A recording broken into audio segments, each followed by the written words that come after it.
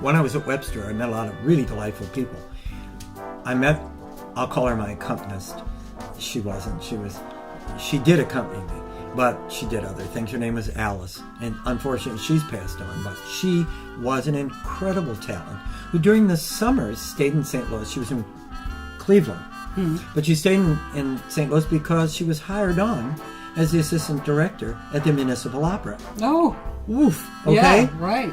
And we were such good buddies that she'd invite me to come by and listen in and whatever and meet people. I met a lot of people Oh, I bet. that were there in those summers, and that would be in the 60s, you know. You were seeing the end of an era for a lot of people, you know, for actually being out and doing things like Donald O'Connor and Gwen Verdon and all these. I met all these people. It was really delightful. And not just met them, got to sit down at a table with them and talk and that kind of thing. So nice. So this was...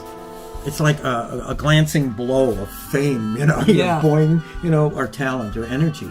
Energy, it's for sure. It's energy, incredible energy. So Alice, at any rate, would play for me.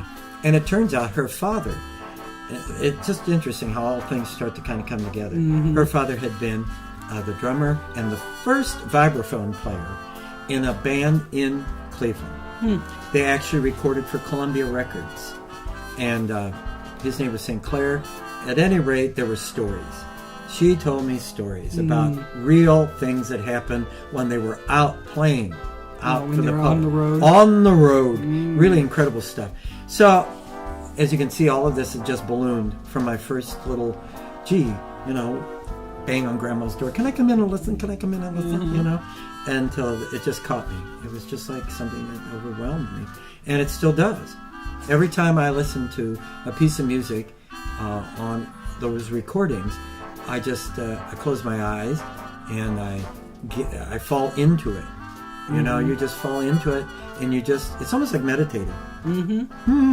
Because you're completely drawn in, and that's all I hear. It's all I feel.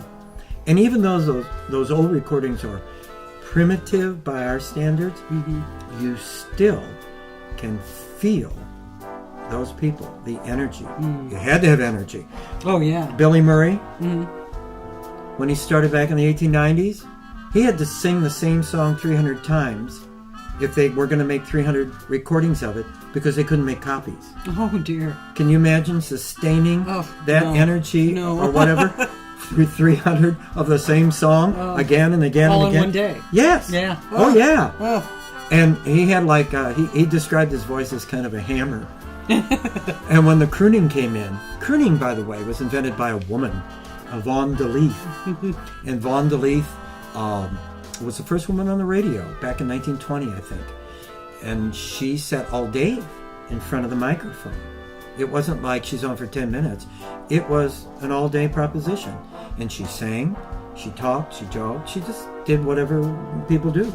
And that was how she got started. And she invented what Bing Crosby later and Rudy Valley and those people, Russ Colombo, were known as crooners. She was the first one. Woof, that's a lot, I guess. You know. But that's how I got started. It burns me out just thinking about it. You know. Well, we're going to come back and have some more episodes with you. Oh, well, I may have an episode before we get there. But okay, that sounds fine. We'll do it. Thank Sounds you. good. Thanks. Yeah, this is fun. I hope people enjoy it. And I have a little bit of this and that, some information. I did meet a couple of really neat entertainers from that era. We'll have to talk about that talk for about sure. that sometime. Okay. You want to say goodbye? Goodbye. See you next time.